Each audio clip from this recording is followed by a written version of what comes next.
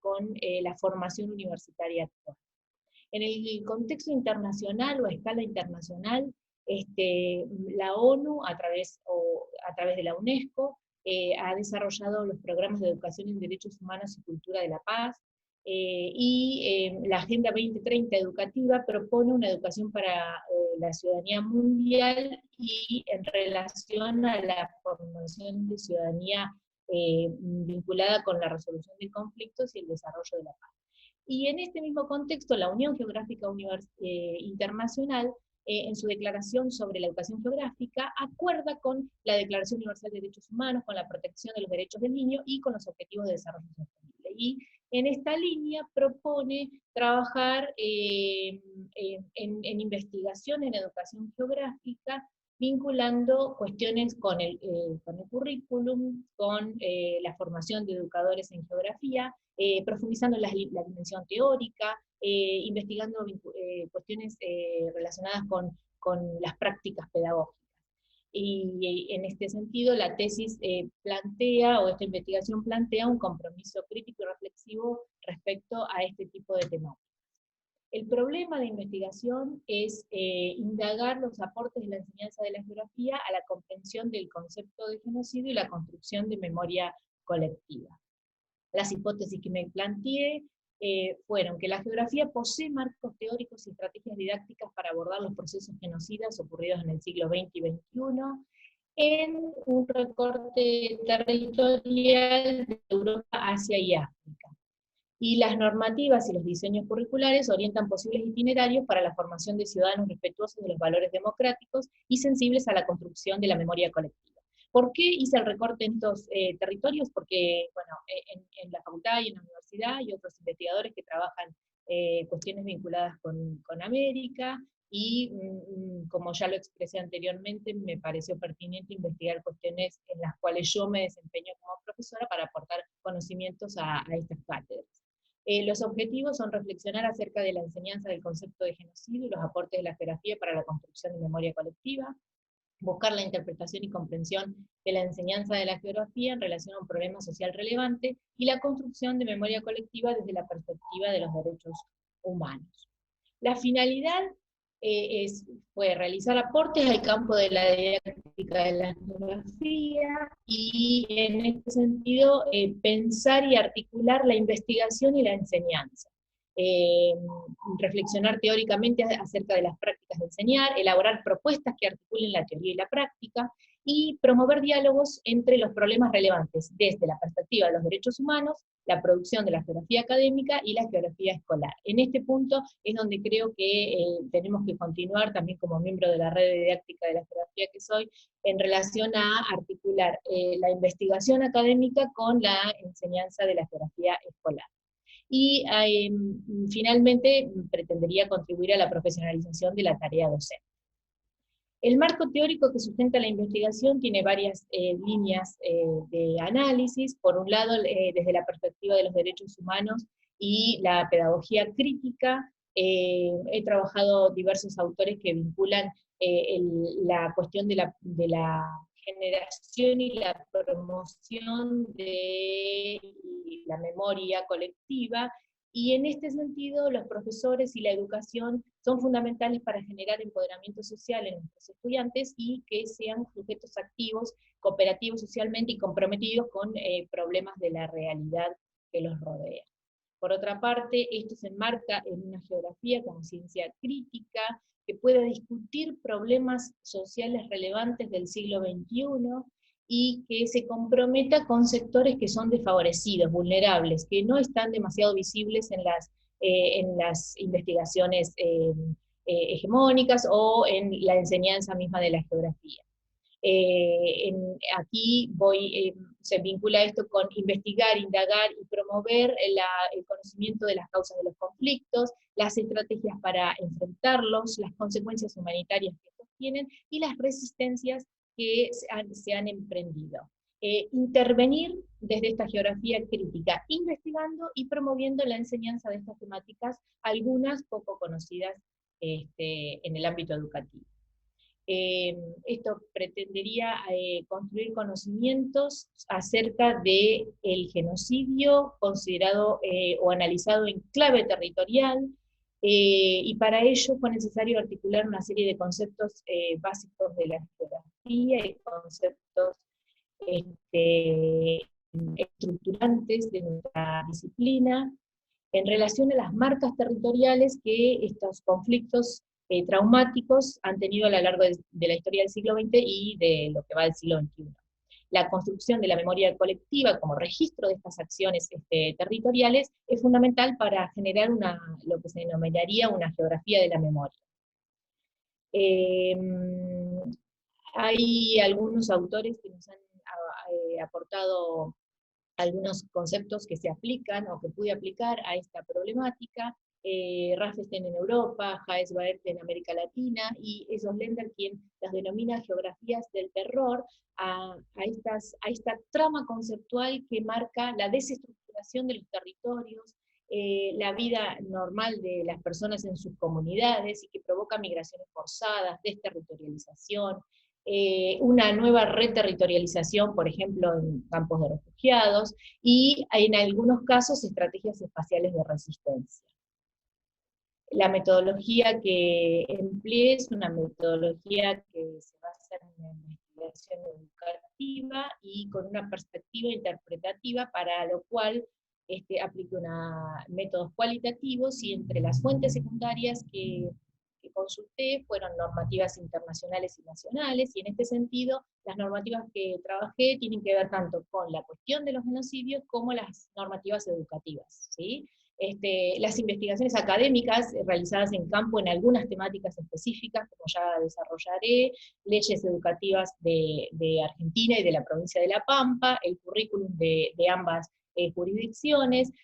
Trabajé con textos literarios, con archivos fotográficos y materiales audiovisuales producidos por ejemplo, por fotoperiodistas, que me parece que merecen o como lo dediqué en la tesis, un párrafo en particular, ya que hacen verdadero trabajo de campo, y en el caso de territorios lejanos, como el que me toca investigar, no he hecho un trabajo en campo directamente, por lo tanto los aportes que ellos realizan son muy significativos para construir algunos casos que he seleccionado, que no son los únicos, pero para realizar un reporte tomé algunos casos en particular, y los casos o la metodología de estudios de casos es relevante en la investigación educativa y en la investigación de la geografía, ya que se pueden analizar la complejidad de todas las dimensiones histórica, cultural, ambiental y social que los componen.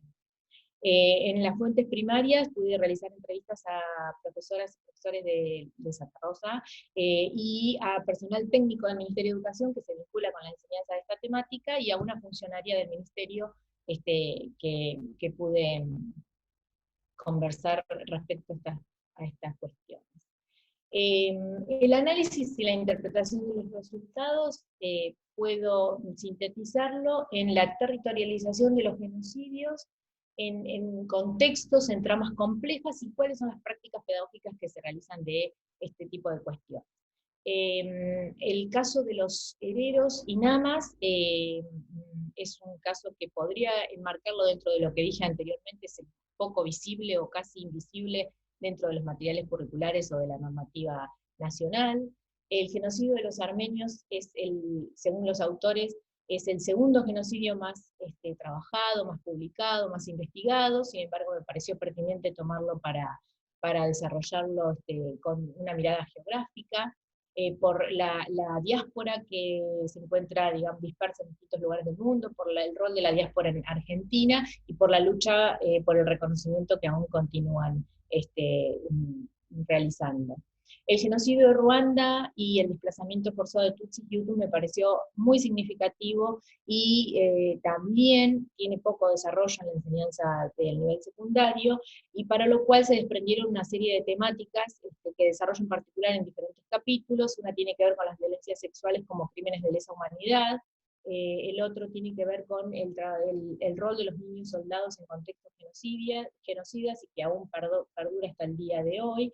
la construcción de lugares de memoria en Ruanda, y finalmente este es el caso que tomo el análisis de 3 obras literarias vinculadas con lo que le denomino la resistencia desde las palabras a este proceso.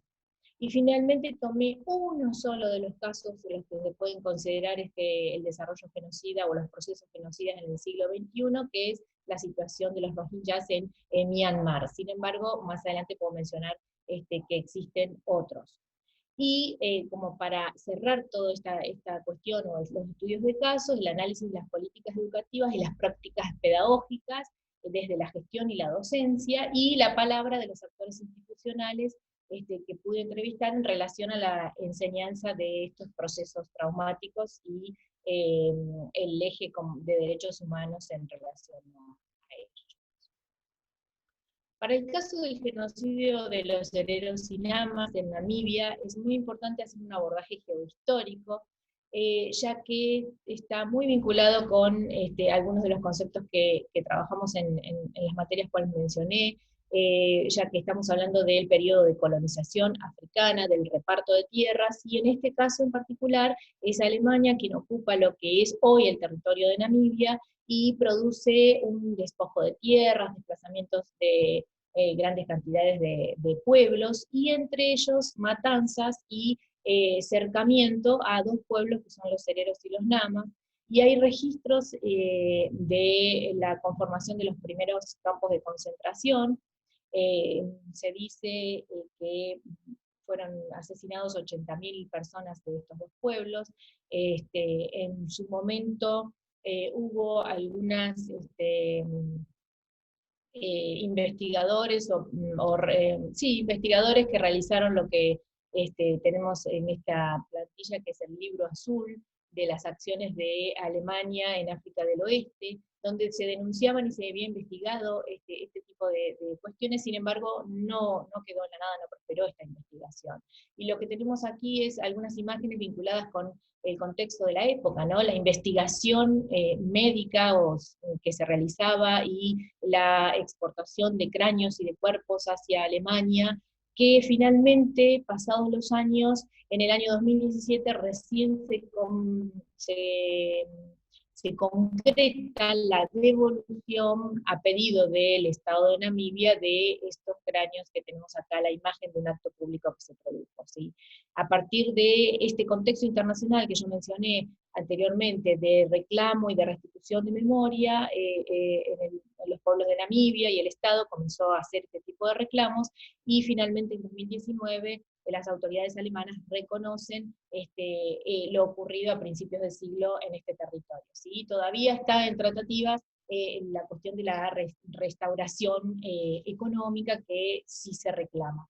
Y por otra parte, me parece muy importante mencionar que esta parte de la historia de Alemania, así como colonizadora y exterminadora de pueblos, es poco estudiada en los colegios secundarios de Alemania, de acuerdo a algunos informes que he consultado, y también recuperar las acciones de profesores de Namibia, que enmarcados en esta línea de Naciones Unidas y de UNESCO, que propone estudiar los genocidios y promoverlos en las escuelas, han realizado un proyecto que se denomina Medicina Mortal, la creación de una raza superior, en la cual exponen en una muestra itinerante por todo África del Sur esta situación que mencioné de la extradición de cráneos y del estudio de cuerpos, ¿sí? Me parece muy importante tomar este ejemplo como un trabajo que también compartimos desde otros territorios, ¿no? El trabajo del holocausto, de los genocidios, vinculado con la propia realidad.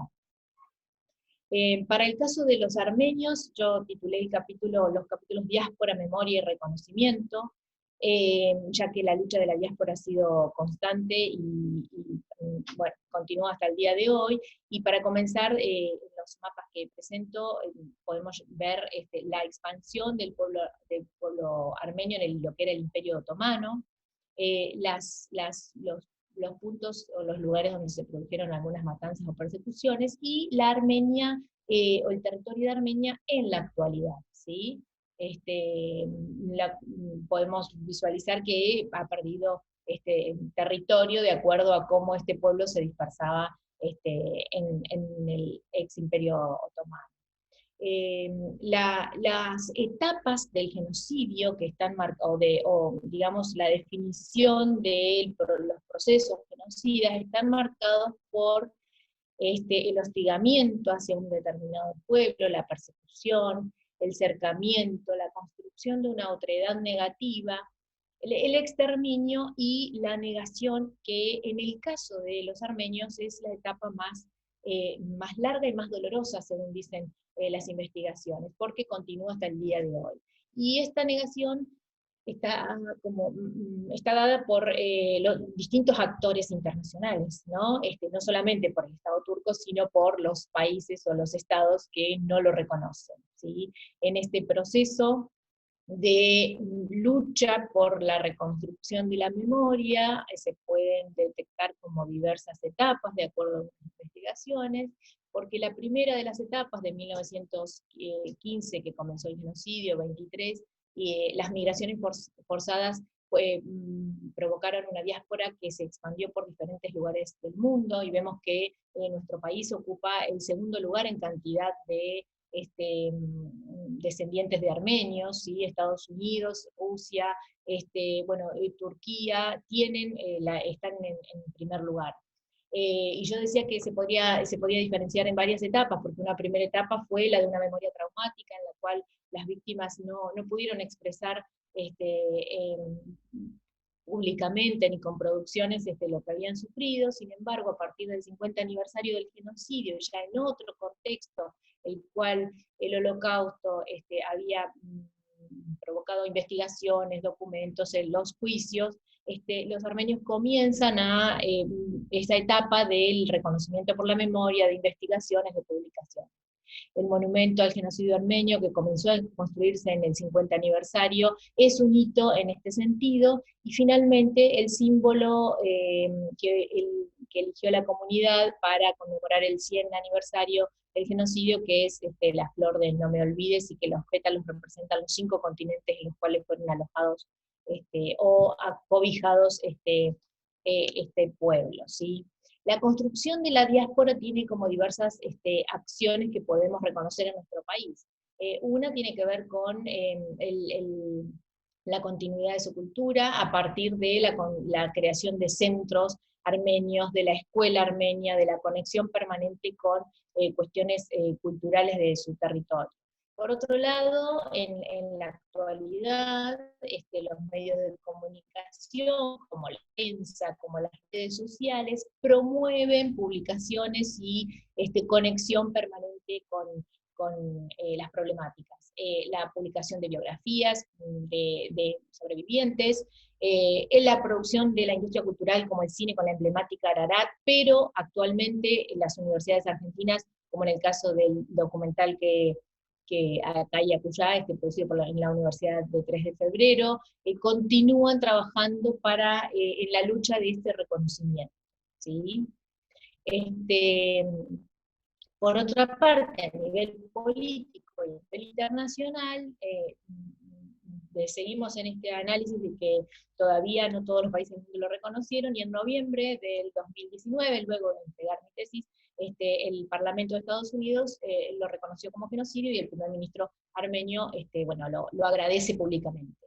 Y finalmente es algo que sucede, y aquí me quiero también hacer referencia a que los conflictos sociales candentes a veces son emergentes y repentinos, tanto en la investigación como en la enseñanza, ya que el conflicto que se avivó hace un par de meses en Nagorno-Karabaj tiene que ver con este proceso geohistórico que vivieron los armenios, ¿no?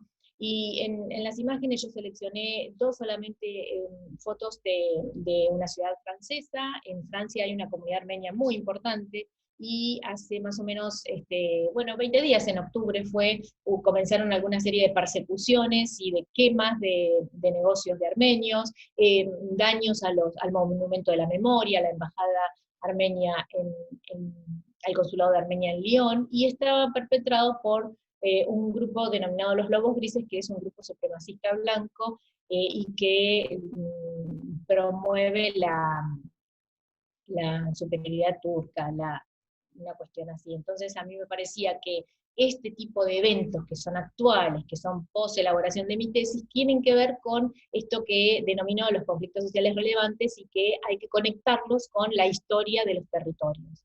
Y por otra parte, las caravanas que se sucedieron tanto en Argentina como en distintos países de América Latina y en Europa, apoyando por la lucha, y ahí volvemos nuevamente, estas manifestaciones hablaban de no queremos otro genocidio, o sea, el concepto estaba presente en el siglo XXI. Lucha por el reconocimiento y por la no repetición de este tipo de eventos, ¿sí?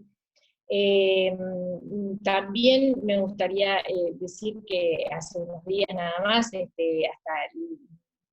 hablando de la industria cultural, una banda musical de origen armenio, norteamericana, lo cual nos está marcando la diáspora y la importancia de la diáspora, produce, que se llama, la banda se llama System of a Down, y produce dos canciones, una se llama Genocidal Humanoids, y la otra Protect the Land, o sea, y están una hecha en homenaje a los que están protegiendo la tierra en la actualidad. Bueno, después que preparé estas imágenes, hubo otros acontecimientos que valdría la pena conversar después de la defensa.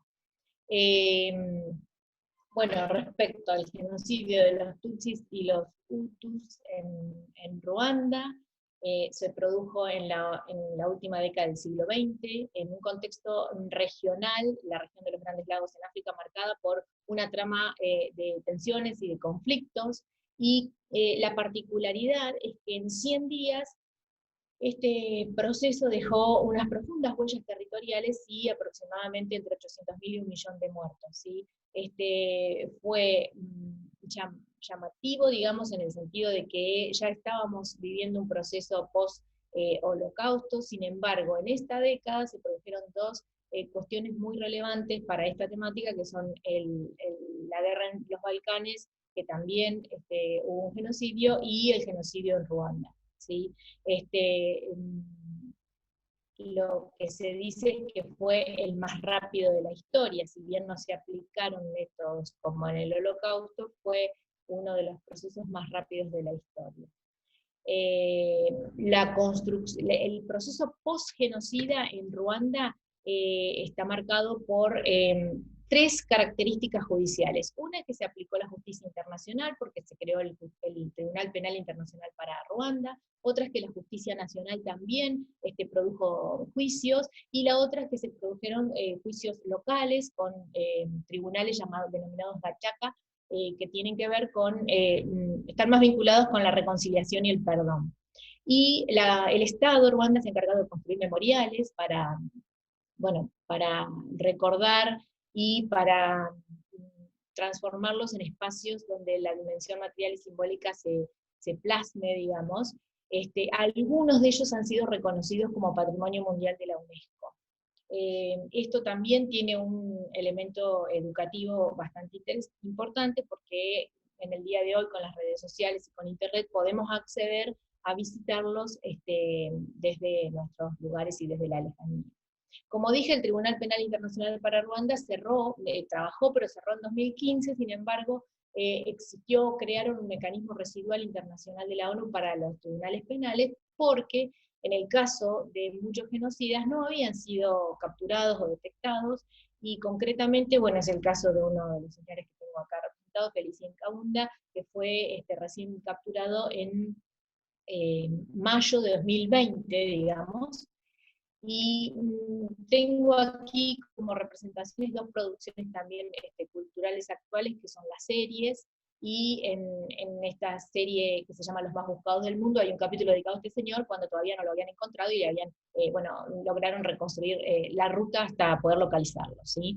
Y la serie publicada en 2018, Black Earth Rising, que representa desde una mirada europea y haciendo alusión a esta lucha por el pasado y una justicia pensada desde Europa, y los reclamos y las reparaciones de memoria que aún se deben. Para el caso de Ruanda, yo tomé tres historias escritas en formato de literatura. y en este caso quiero hacer alusión a la construcción de las múltiples memorias, ¿sí? Porque en el caso de Inmaculée Ilibagiza es una tutsi que logró sobrevivir y fue protegida por un pastor eh, que tenía otra religión diferente a la de ella, pero fue escondida en un baño durante 7 meses, digamos, y con 7 mujeres más. Gracias a esta protección que este señor le dio, logran salvar su vida. Inmaculée en la actualidad, al igual que Paul y que Gael, son exiliados, no viven en Ruanda, y en su capacidad de resiliencia la articuló entre la escritura y su creencia religiosa, que, bueno, ella es católica, ¿sí? Entonces escribió varios textos, este es el primero, Sobrevivir para contarlo, donde ella relata en primera persona, y tal cual dice en el prólogo, esta no es la historia, es mi historia, ¿sí? Y por lo tanto aquí, para relacionar con el marco teórico que yo expliqué en la investigación, las múltiples historias individuales ayudan a reconstruir esta memoria colectiva del cual nosotros como observadores somos responsables en poner en discusión. Y el caso de Paul es Hutu, ¿sí?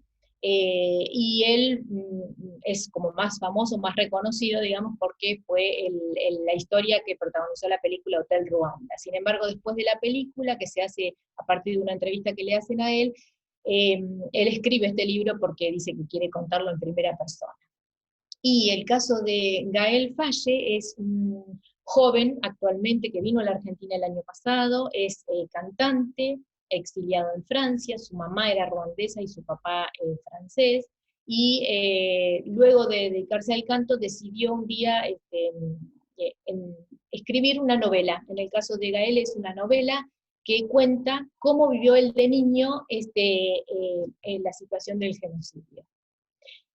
Las dos cuestiones traumáticas que veía post-genocidio que desarrolló en la tesis tienen que ver con la violencia sexual hacia las mujeres, la cual se dice que la de Ruanda fue una de las mayores porque se han registrado aproximadamente 250.000 violaciones en contexto de guerra. Se considera que en este caso este tipo de abusos son una estrategia de guerra, la cual ha desarrollado una serie de normativas y de resoluciones que han mejorado la situación o que la están investigando, sin embargo todavía merecen una restitución de una reparación, ¿sí? Y en el caso de los niños soldados también es muy significativo la cuestión. Yo elegí un óleo que pinta y que va a ser rematado en Alemania en este mes para donar el dinero para unas asociaciones de ayuda a estos niños, ¿sí?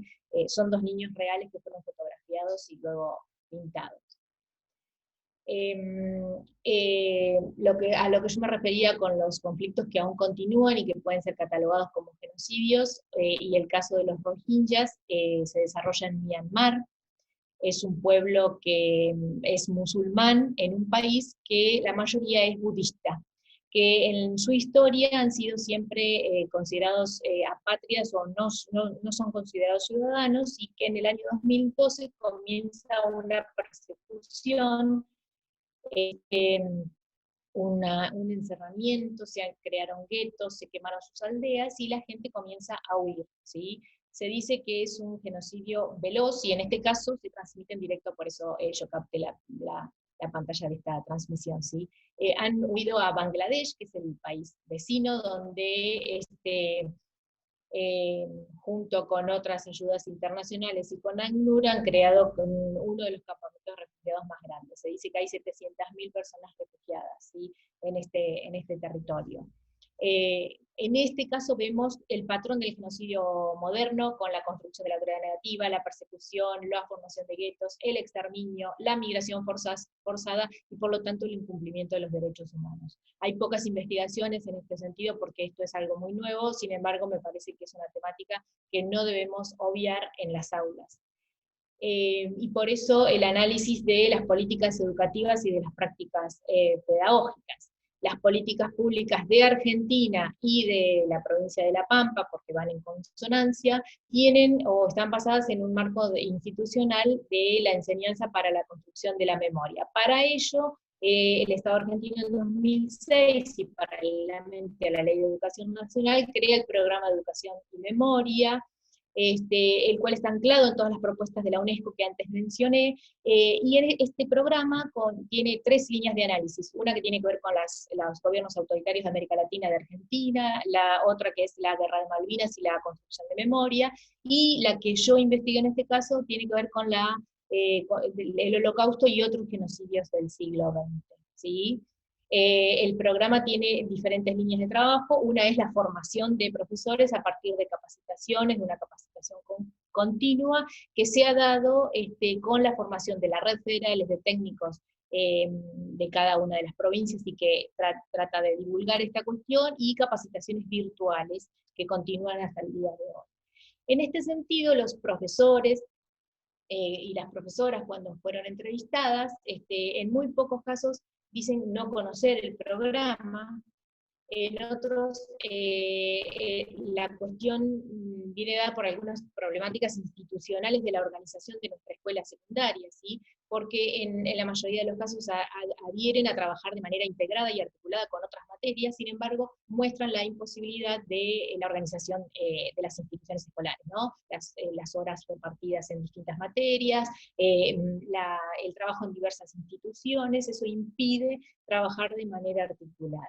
Sin embargo, todos consideraron que era una temática relevante para trabajar y que se puede incluir en sus planificaciones. Y también en este sentido vale aclarar que el currículum no es explícito en relación a este tipo de temáticas, sino que plantea ejes generales y conceptos de manera general, y los docentes son los responsables de hacer los recortes que trabajen este tema o cualquier otro vinculado con los derechos humanos. Por lo tanto, la enseñanza de los genocidios en las clases de geografía es una decisión de los profesores. Y la formación de nuestros estudiantes, tanto en la secundaria como en la universidad, en problemáticas relevantes, emergentes, para construir habilidades que los conviertan en ciudadanos críticos, interventores en las realidades, también es decisión de los profesores de geografía. En relación a toda la investigación que realicé, las conclusiones las organicé en algunos ejes estructurantes que pueden tomarse tanto para la investigación como para la enseñanza. En relación a las políticas de memoria y la educación para la ciudadanía, lo importante a destacar y lo positivo es que existen políticas de memoria, políticas públicas, y que los docentes tenemos que apropiarnos de ellas, los investigadores también, para promover este tipo de propuestas tanto de investigación como de enseñanza. En relación al derecho internacional, si bien vemos que algunos problemas persisten y continúan, ha habido avances desde 1948 y la Declaración Universal de los Derechos Humanos y todas las sucesivas normativas que se crearon para proteger los derechos humanos. La cuestión sería seguir trabajando, que toda la ciudadanía se implique en el reclamo, y para poder seguir avanzando en la restitución de los derechos a todos los que no lo tengan.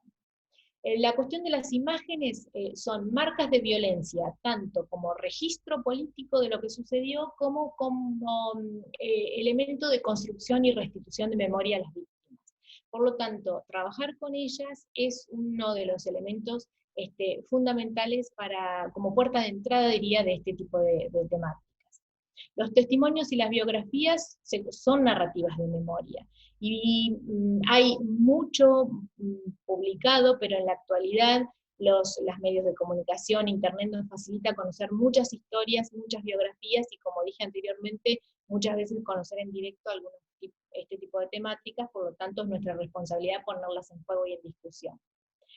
Con respecto a la construcción social de los lugares de memoria pueden ser sitios memoriales o también conmemoraciones, ¿sí?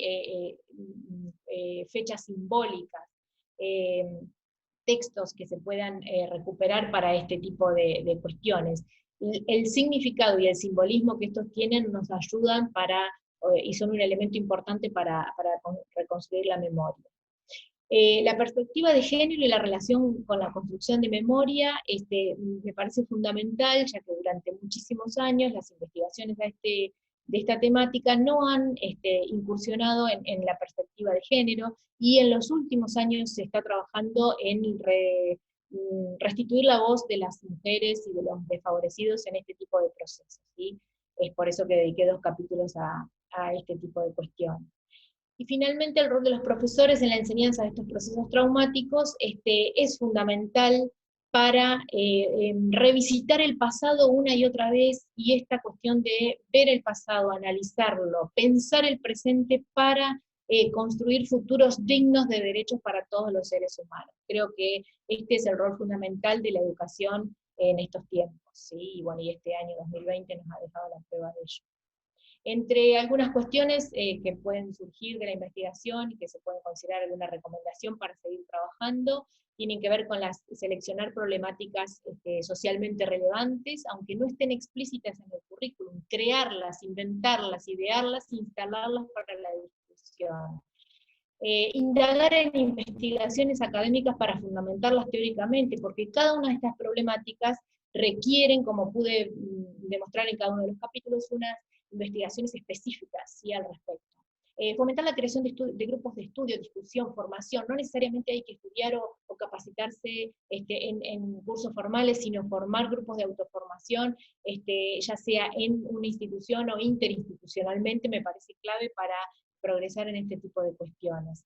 Planificar secuencias que articulen saberes de dos asignaturas, no sin perder la especificidad de cada una de nuestras ciencias, ¿sí? No perder el objetivo de nuestra materia, que es geografía, de nuestra disciplina, pero trabajar de manera articulada, porque los problemas sociales en la realidad aparecen en conjunto, no aparecen separados por materias, por lo tanto nuestros estudiantes tienen que comprender este modo de analizarlos.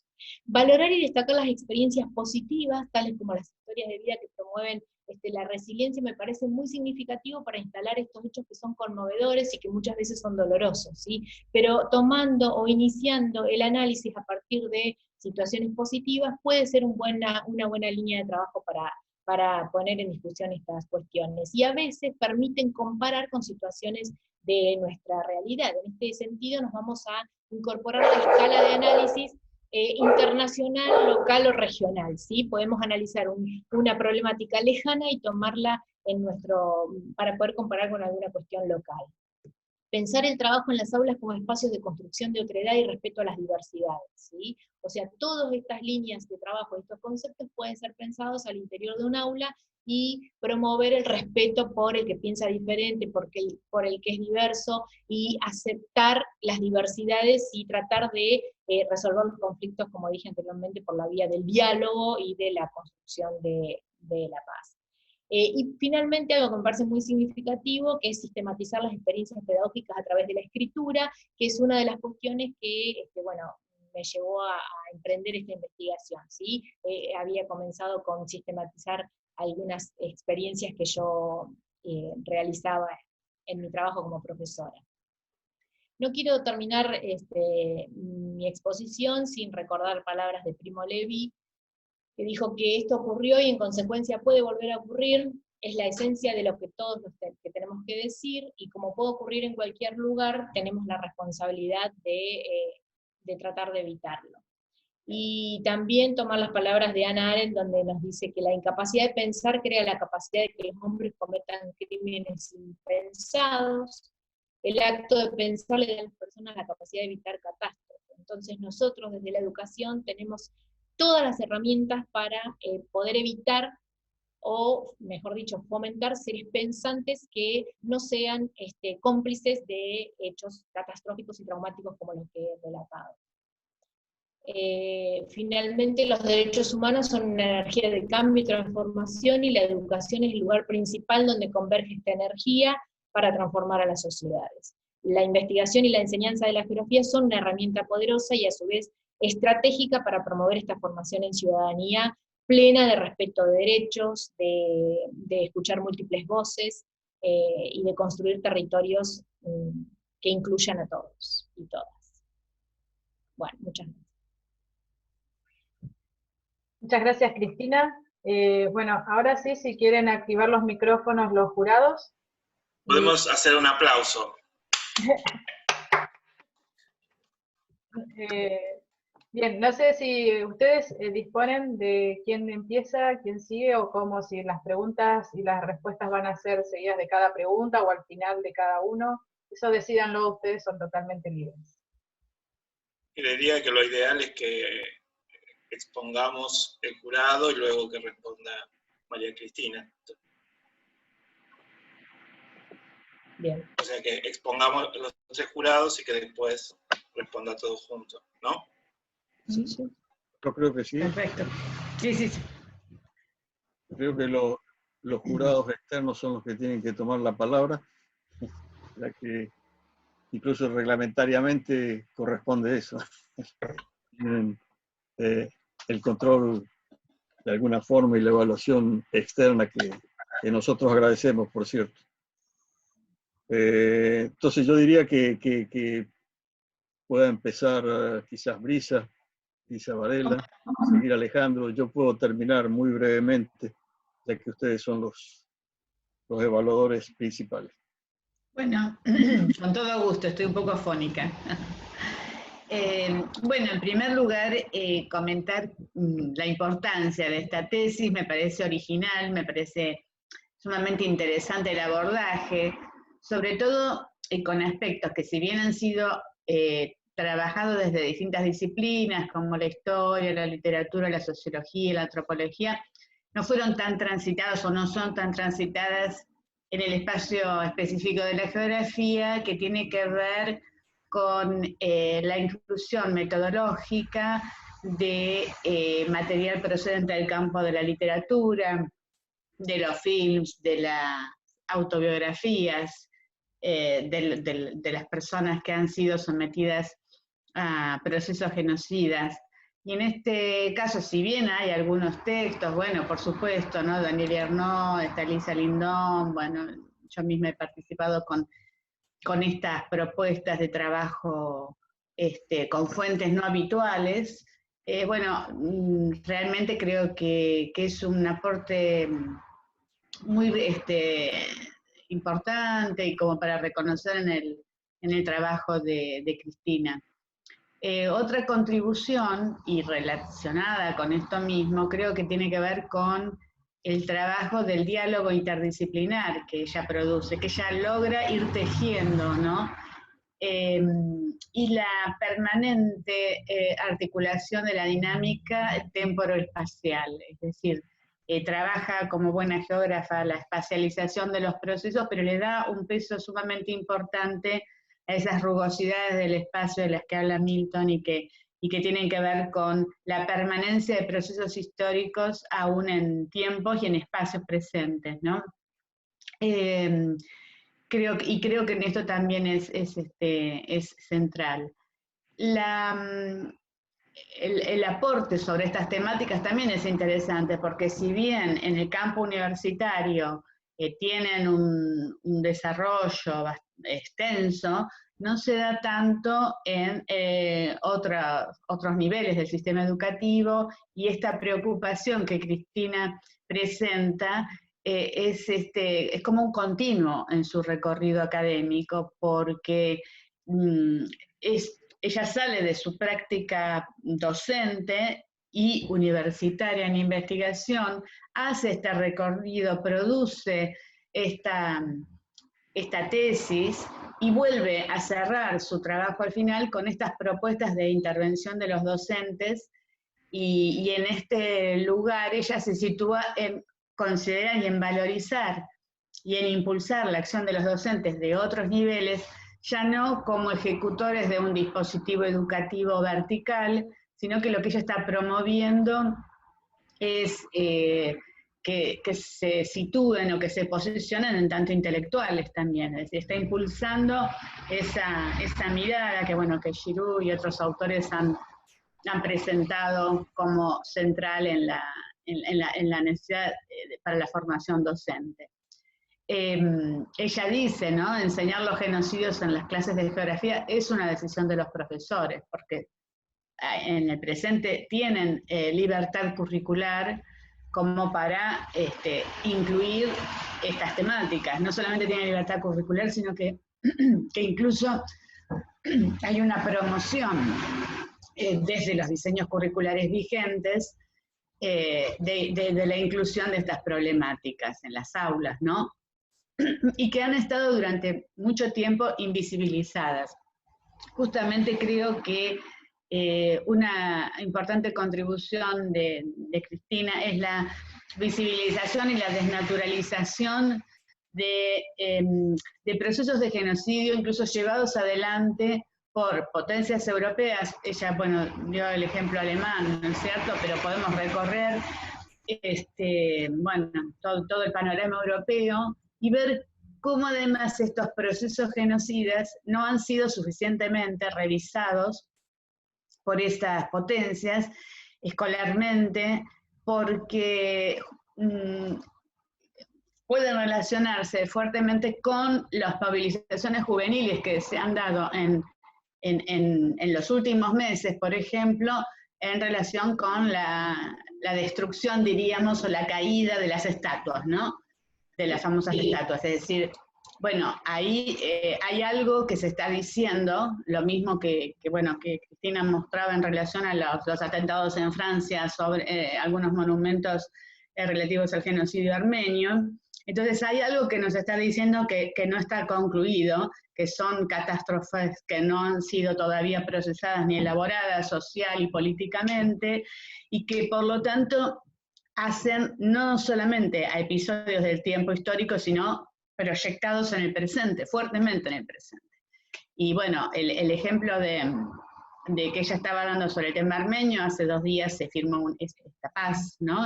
Por los territorios de Nagorno-Karabaj o Artsaj, para el nombre armenio, y ahí es sumamente interesante y genera una serie de expectativas intelectuales, y en relación con esto yo le quería formular 2 preguntas a Cristina, articulando con esto que estoy diciendo, que es, ¿qué reflexiones le merecen estas resignificaciones que se dan en el presente y relecturas de esos procesos genocidas, ¿no? A través de estas acciones que estamos mencionando, ¿no? ¿Qué reflexiones te merecen a vos? Es decir, tu trabajo ha sido sumamente claro y no tengo preguntas referidas específicamente a la tesis porque creo que realmente hiciste todo un desarrollo sumamente didáctico, claro, ordenado, pero sí me parece como cierre sería interesante que pudieras, por un lado, esta articulación con estos hechos que seguimos vivenciando, o sea, que son catástrofes no concluidas, por lo tanto, es decir, hay una proyección de los genocidios en el presente, cuando hay negacionismo, cuando las poblaciones han sido y son sumamente vulneradas, como las africanas, en sus derechos sociales y económicos. Es decir, que hay una continuidad en algún punto de esos genocidios, ¿no es cierto? Y eso por un lado. Y por otro lado, a título más de curiosidad y de interés, es ¿cuál fue tu recorrido personal que hace que hayas elegido esto tan interesante como las fuentes literarias, las poesías, las autobiografías? Es decir, ¿cómo llegaste a esa propuesta? ¿Qué te despertó en vos ese interés? Esas serían mis preguntas, pero supongo que Cristina después contestará todas juntas, ¿no? Bien, tomo la palabra. De mi parte, bueno, felicitaciones. Has hecho una tesis muy interesante. Fue muy fácil leerla en el sentido de texto fluido. A mí me gusta eso, cuando se lee bien, es agradable leer, no hay demasiada laberinto de cosas, sino es bien, o sea, creo que ahí el oficio docente jugó a favor, para mi gusto. Mientras hablaba, me anoté, bueno, por mi formación y nada, a lo que me dedico dentro de la carrera, que tiene que ver más con el tema de diseño de investigación y de metodología, me anoté la palabra honestidad. O sea, yo creo que es una investigación que desde el punto de vista metodológico tiene mucha honestidad, o sea, cuáles son tus intereses, el itinerario que hiciste, o sea, y eso estuvo muy ordenado, hubo mucho esfuerzo porque eso quedara claro, todas las decisiones que adoptaste, los recursos también, artefactos, no sé cómo llamarlo, comunicacionales que hay a lo largo de tu tesis para transmitir ideas, supuestos y articular toda la tesis, me pareció muy interesante, muy bien. Fue creativa, o sea, pensaba, nosotros no tenemos mucha práctica de investigar cosas que no sean en nuestro barrio. A diferencia de los franceses o los europeos, que, bueno, con la mentalidad colonial siempre, y además porque tienen recursos, o sea, es muy común que salgan por el mundo, o sea, hacer investigaciones y con recursos, entonces viajan y me imagino que no habrá sido tu situación, tendrás muchas ganas de conocer en persona, ni bien puedas, ni bien termine la pandemia, te irás a Birmania, pero es como un gran desafío, un desafío personal, ¿no? Y además se me ocurre que habrás tenido que leer en 50 idiomas, ¿no? Porque no todo va a estar en español o portugués para que sea fácil. Habrás tenido que aprendido a leer alemán inclusive. Entonces, eso también me pareció interesante, ese ejercicio de salir del barrio. De todas formas, como finalmente enseñamos y vivimos en el barrio, en la cuadra, me preguntaba sobre el anclaje local de estos temas, ¿no? Y es una pregunta, o sea, creo que hay como una decisión de no meterse con la propia experiencia, las propias experiencias genocidas, en Argentina, en Sudamérica, o no necesariamente investigarlas con el detalle de los otros casos, porque está claro que el objetivo era eso, pero de alguna forma me hubiera gustado que nos contaras cómo esto nos podría servir también como sociedad para reflexionar sobre varios episodios pequeños, grandes, y sobre todo el último, ¿no? La última dictadura que tuvimos en el país, cívico-militar, porque se me hace que también hace a la construcción de la memoria y a la formación de sujetos socialmente responsables, críticos sobre la propia, ¿no?, experiencia, y esta cosa de no volver a repetir antagonismos y situaciones que nos lleven a esas experiencias que son tan traumáticas y donde básicamente mueren gente y hay mujeres que la pasan sobre todo peor. La única, siempre hay que hacer un pero, para que la cosa tenga un poco de pimienta. La única cosa que creo que lo expresé en el dictamen, que tal vez no le encontré demasiada sentido, o digamos, que probablemente no encajó perfectamente, es todo un cierto recorrido que haces en la tradición disciplinar. Eso es algo propio de nuestra disciplina, lo he conversado con gente de otra disciplina, este esfuerzo que tenemos por identificar los conceptos fundamentales, qué territorio, lugar, paisaje, cómo se diferencia uno del otro. O sea, los historiadores, los sociólogos no suelen hacer este mapeo de conceptos y esforzarse, ¿no?, y recorrer la historia de cada uno de los conceptos. O sea, van al concepto ordenador de turno, y eso es lo que tal vez me faltó un poco, un trabajo más de elaboración conceptual, operativo, en el sentido de cómo se relaciona la idea de territorialidad o territorialización o lugarización, o como querrás llamarlo, con prácticas genocidas, procesos genocidas, memoria. Tal vez eso fue lo que me hubiera gustado en términos conceptuales, que indagaras el concepto de genocidio. Está claro, está trabajado. Faltó tal vez un poco más de conexión conceptual con esa idea. Pero fuera de eso, digamos, de nuevo, te felicito por el trabajo hecho y Gracias.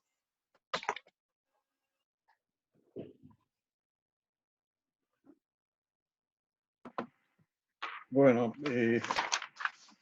la primero a decir es felicitarte por la forma en que has logrado expresar ese tema que no es sencillo desde ningún punto de vista, tanto desde los procesos de formación como del hecho mismo en sí. Creo que las dos cosas que has tratado lograste articular bien y proyectarlas sobre todo. Yo casi todas las cosas que son en realidad positivas las expresé en el dictamen escrito y considero que esta exposición tuya ordenada, bien estructurada, complementó perfectamente el-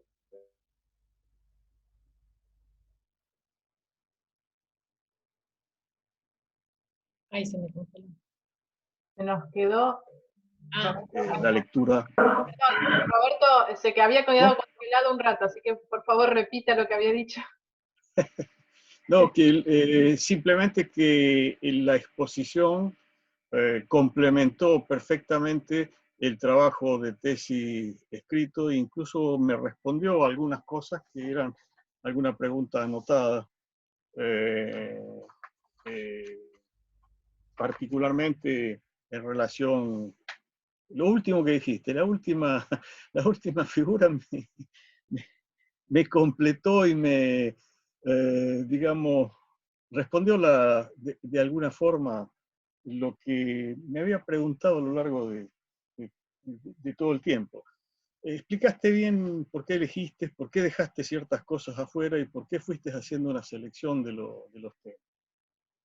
Yo no había visto a Hannah Arendt, si bien la había visto en la bibliografía, no me había dado cuenta dónde estaba, digamos, propuesta la visión crítica que ella presenta. Y como yo lo tenía presente por otro motivo, justamente estaba trabajando alguno de esos textos, entonces me llamó la atención. Justo al final era la pregunta que te iba a hacer cuando respondiste, bueno, esa relación entre pensamiento y acción que permite avanzar de alguna forma en este tema y con una autora quizás controvertida desde algún punto de vista y con todos los problemas que todos de alguna forma conocemos, pero que sin embargo tomó esta situación de una manera profunda y con el impacto reciente de todos los hechos que habían ocurrido. Entonces hay una enseñanza ahí, vos la retomaste al final, pero y creo que de alguna forma lo demostraste a través de toda la tesis y en las recomendaciones cuando decís, bueno, hay que visibilizar, hay que reflexionar, porque nosotros mismos somos capaces de esa banalidad del mal, como decía Hannah Arendt, de ser promotores por silencio o por inacción en el pensamiento, ¿no? De cada una de las situaciones diarias. Es decir, que permanentemente construimos estas situaciones, consciente o inconscientemente, y por eso los hechos pueden repetirse. Estamos obligados a pensar, eso es lo que quiso decir. Yo agradezco, leí la tesis con mucho gusto, te he escuchado ahora. Es un aporte muy importante y nos obliga a seguir pensando, a seguir eh, interviniendo en la realidad, para decir de alguna manera, a través de pensarla, visibilizarla y adoptar las posiciones que en cada caso eh, son necesarias. Quiero decir, el riesgo del absoluto es para mí el problema. Cada situación es necesaria analizarla con la profundidad que corresponde, con el rescate evidentemente de las resistencias, con la visibilización de las atrocidades que somos capaces de cometer en ciertas condiciones. Esa condición humana. Yo creo que la tesis es excelente, significa un aporte, prestigia nuestro sistema de formación superior, en realidad, con los aportes.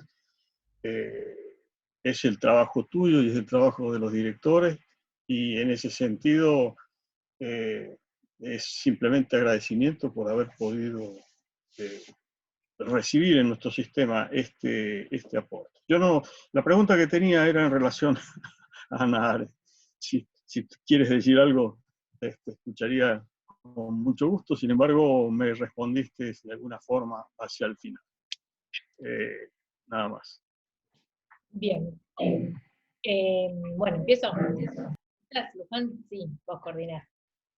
Bueno, en relación a lo que Brisa me preguntaba, me parece significativo también vincular las dos consignas, el recorrido personal y las reflexiones que merecen estos acontecimientos del presente. Porque, bueno, en realidad yo lo digo en mi tesis, pero lo digo para el público que está escuchando, yo trabajo en la universidad, pero también trabajo en las escuelas secundarias, trabajo en una escuela y trabajo en el 4º año, que es donde se enseñan este tipo de temáticas. Por lo tanto, la teoría y la práctica no solamente la hago desde el ámbito universitario, sino que también la puedo poner en plano en la secundaria, que es donde, a lo cual, digamos, investigué a los profesores, indagué a mis colegas. Y en relación a estos acontecimientos del presente, tiene que ver con esto que yo dije en un momento de la exposición, revisitar el pasado de manera permanente, ¿no? Porque tanto con lo que dije con los acontecimientos en Francia, me faltó mencionar, porque recorté por el tiempo, el asesinato del profesor francés, me parece muy significativo tomar eso, y a eso me refería en la última línea cuando puse construir otredades en las aulas, ¿sí? Porque esta situación que también tomaba Roberto, se sigue dando en distintos lugares del mundo, ¿sí? Violencias, como dijo también Alejandro, hacia las mujeres, violencias cotidianas. Entonces, ponerlo en discusión y hacer este interjuego de escalas de las violencias, de las intolerancias, para poder aceptar y construir otredades, me parece muy significativo. Entonces aquí es donde vamos jugando permanentemente con la realidad internacional, nacional y con en nuestras aulas. Los acontecimientos de este año fueron muy significativos para el ámbito educativo, especialmente empezando por el Black Lives Matter y toda la discusión que en las aulas de secundaria, básicamente, les voy a decir la verdad, que pude generar, y que los mismos estudiantes traían documentos. Y acá quiero decir algo muy, muy significativo que tiene algún anclaje en la tesis. Nuestros estudiantes de hoy son jóvenes de 4 pantallas, ¿sí? Y por lo tanto, nosotros no podemos estar ajenos a esto. Y muchas veces son ellos los que nos traen la realidad al aula. De hecho, eso me ha pasado, ¿sí? Entonces, en esta situación del Black Lives Matter y de todo lo que sucedió después, esto que vos dijiste, Brisa, cuando tiraron las estatuas en Reino Unido, en Bélgica, esto estuvo presente hoy en las discusiones de las aulas virtuales. Les puedo asegurar que fueron momentos fantásticos de enseñanza, porque, bueno, yo había emprendido un trabajo interdisciplinario con mis colegas de historia, analizando el Congo, y cuando veíamos la situación belga, haciendo alusión a lo que vos, Brisa, decía, otros casos europeos, surge esta situación en Europa. Entonces la lectura de los diarios, las imágenes, fueron analizadas y traídas al aula, pero muchas veces por los mismos chicos. Por lo tanto, nosotros tenemos que estar, como decía yo ahí, con estas temáticas emergentes al día. Los profesores tienen que estar ávidos de incorporarlas y de vincularlas con este material teórico, ¿sí? Puedo relacionar las preguntas que me hicieron, Alejandro, para responderte un poco lo de la cuestión local. Yo podría haber desarrollado, lo que pasa es que el recorte me llevaba, o sea, se me iba a ir mucho en la cuestión de Argentina. Yo creo que fui clara en decir que yo tengo colegas del departamento de geografía, del instituto, del departamento de historia de mi facultad, que investigan estas temáticas, y que también son un aporte para la formación de mis estudiantes, porque en mis materias nosotros hacemos vínculo con lo que ellos leen de esas otras investigaciones. Entonces la idea era producir conocimientos que se relacionaran con territorios lejanos, como vos decís, con los cuales no pude ir, y lo explicito, por eso trabajo con las fuentes secundarias, pero hacer el vínculo con lo argentino y con lo local, ¿sí? Este juego, digamos, de problemáticas tienen que poder realizarlo mis estudiantes de la universidad para poder después plasmarlas en la enseñanza, y de hecho con eso estoy de manera permanente trabajando, ¿sí? Para ponerte un poquito más en contexto, los estudiantes del profesorado cursan mis materias en cuarto año, y también en cuarto año cursan Geografía Argentina, pero en tercero cursan Historia Argentina, y vienen con un cúmulo de saberes vinculados con estas temáticas que vos me planteás. Por lo tanto, al llegar a trabajar estas cuestiones africanas, asiáticas, los conceptos son aplicables y vinculados con las escalas. Y entonces tratamos de hacer este juego, digamos, de problemáticas, y tratar de que comprendan cómo trabajarlo también en la enseñanza secundaria. Particularmente en la secundaria, como para hacer una cartografía de la distribución curricular, en cuarto año trabaja en el mundo, y en quinto trabaja en Argentina. Por lo tanto, la idea y la articulación entre los profesores de la institución donde trabajo es que si en cuarto ven algunas conceptualizaciones generales, ven casos de genocidio, ven casos de persecuciones masivas, de migraciones forzosas, de abusos hacia las mujeres de la perspectiva de género, en quinto año, cuando abordan las problemáticas argentinas, van a tener un marco conceptual que los puede hacer trasladar este tipo de problemáticas. Digamos, ese sería mi argumento para poder, por lo cual me focalicé tanto en estos territorios. Y por otra parte, el recorrido personal, que me pregunta Brisa, bueno, me encantan, me apasionan este tipo de temáticas. Para las asignaturas en las cuales trabajo, leo mucha literatura, o trato de leer lo que puedo, me gusta, y ya he hecho trabajos previos con otras obras literarias vinculadas con problemáticas no sé, de Afganistán, por ejemplo, de la India, de algunos otros países africanos. Y de a poquito he ido tratando de incursionar en esto en la escuela secundaria, en la enseñanza secundaria. Entonces este año, por ejemplo, hicimos el análisis de una obra corta literaria vinculada con el trabajo infantil, por ejemplo. Entonces de a poco voy trabajando este tipo de artefactos, como dijo Alejandro, con los estudiantes, y realmente tengo un eco muy positivo. Realmente estoy satisfecha con eso, porque o sea, les gusta leer ese tipo de cosas, aprenden cuestiones, y ya les digo, son ellos los que después me traen esta noticia, esta imagen, esta información, y eso me parece sumamente relevante. Respecto a estas obras particularmente que seleccioné, la primera que leí fue a Inmaculé, y el libro me lo regaló Estela, mi codirectora, porque sabía que a mí me gustaban estas cuestiones. Después leí todas las otras producciones de ella. Ella se dedica a dar charlas de resiliencia, entonces he escuchado las charlas de esta señora de resiliencia. Me parece muy particular la historia, porque en la tesis, bueno, está un poco desarrollado, pero para los que no la leyeron aún, ella es de origen tutsi, y por lo tanto defiende a ultranza a la personalidad que rescató al país del genocidio, que es Paul Kagame, que es el actual presidente y que lleva en el gobierno más de 15, 20 años. ¿Sí? Entonces hay todas unas particularidades políticas que me pareció importante jugar esto de la construcción de las múltiples memorias.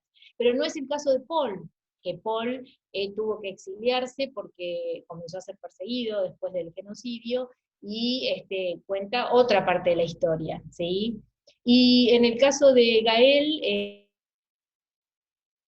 que otros textos literarios de Ruanda, y la particularidad también, que por ahí prefería leerlos en español porque los comprendía mejor, y bueno, y este era un texto que acababa de salir, y bueno, ya les digo, vino a la Argentina el año pasado a la Feria del Libro, joven, es muy joven, y después seguí sus canciones, y bueno, algunas de sus canciones tratan temáticas de su infancia y de la guerra.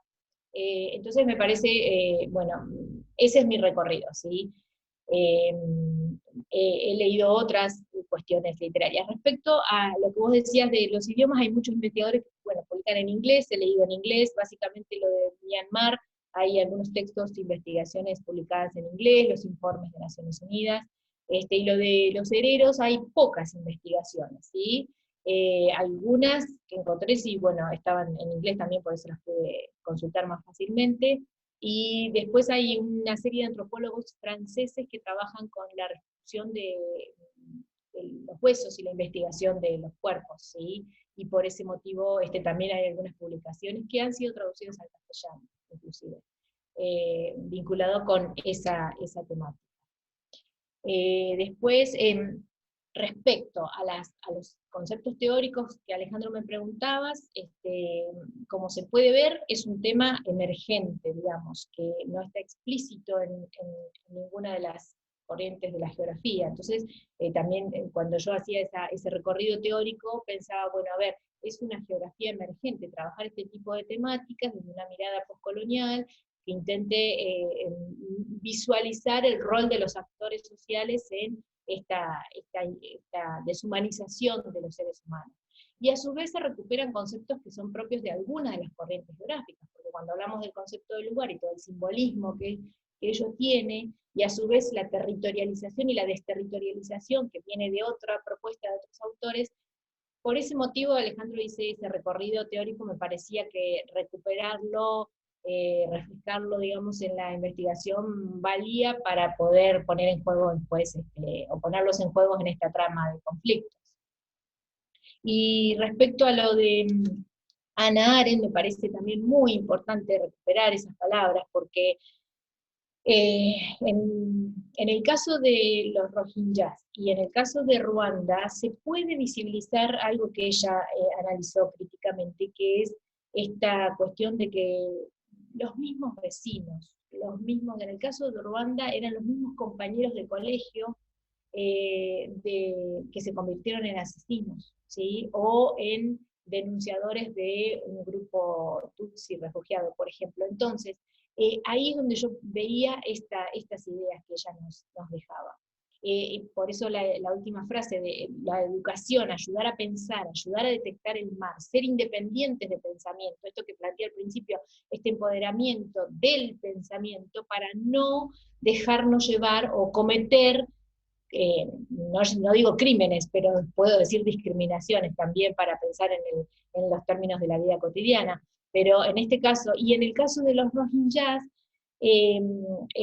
como dije, bueno, la religión budista es la mayoría, en las celebraciones budistas proclamaban a los fieles que iban a rezar, asesinar y perseguir, y usaban el mismo término que usaron en Ruanda, las cucarachas rohingyas, por ser musulmanes.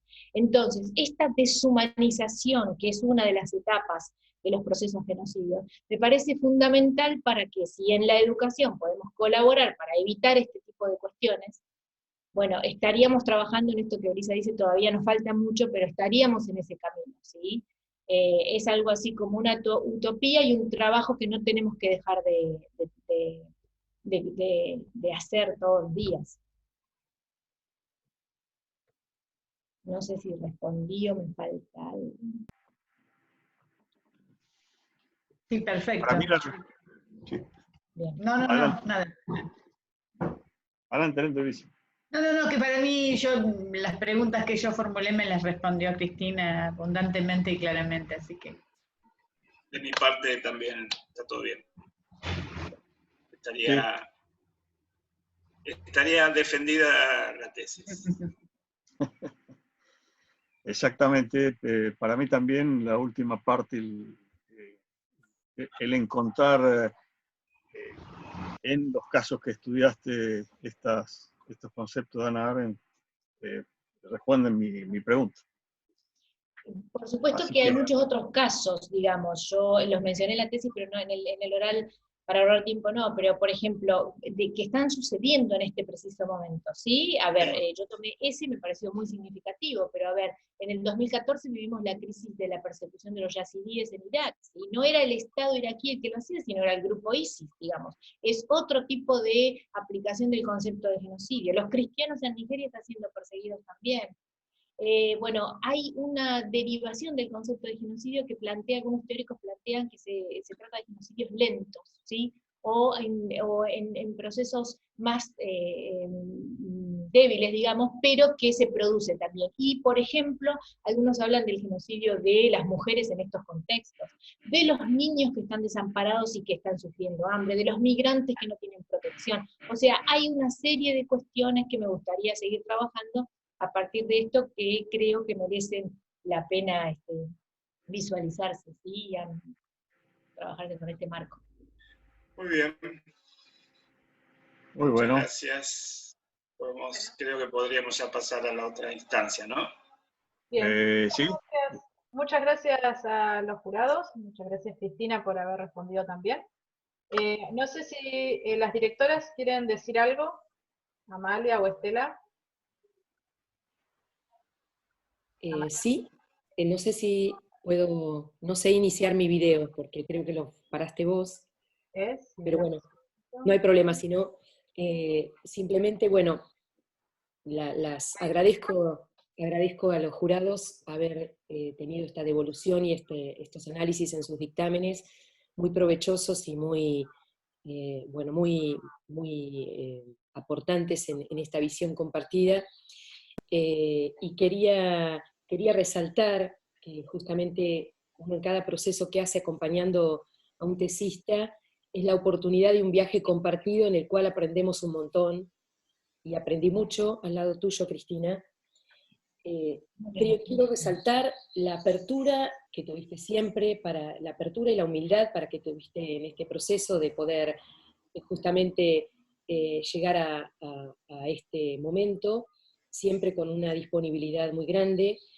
Quiero resaltar tu entusiasmo por seguir indagando, que no para nunca y que no pare, y que está bárbaro que así sea, que hace mucha falta para el mundo académico estas sales en la vida necesarias para hacernos pensar y volver sobre temas que no debemos naturalizar y que debemos construir de manera permanente, como es la memoria. Y esta sensibilidad que atraviesa toda la tesis, que es parte de vos misma, que obviamente uno no puede inventar aquello que no es, pero que sabes, lo pudiste hacer,